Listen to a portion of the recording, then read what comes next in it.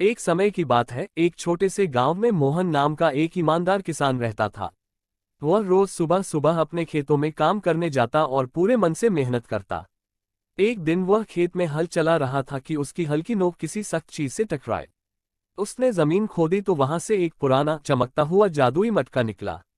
मटका बिल्कुल साधारण था, मगर उससे हल्की हल्की सुनहरी रोशनी निकल रही थी। किसान मटका घर ले आया और उसने जिज्ञासा में उसमें एक सेब डाला। कुछ ही क्षणों बाद मटके में से 2 सेब निकल आए। मोहन हैरान रह गया। उसने गेहूं डाला, दोगुना निकला, पैसे डाले, दोगुने हो गए। धीरे धीरे वह बहुत अमीर बन गया, लेकिन उसकी ईमानदारी वैसी ही रही।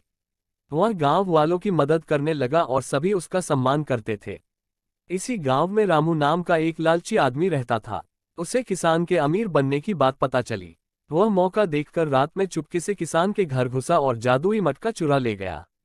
अगली सुबह रामू ने सोचा कि अब तो मैं सबसे अमीर बन जाऊंगा।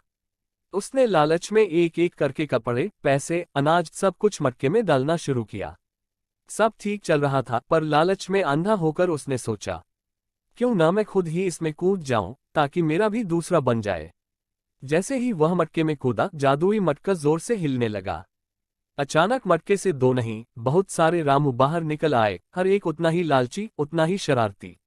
सारे रामू आपस में लड़ने लगे, एक दूसरे को पकड़ने लगे और पूरा घर तहस नहस कर दिया।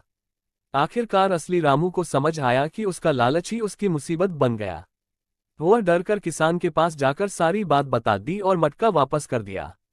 मोहन ने उसे माफ कर दिया और समझाया, लालच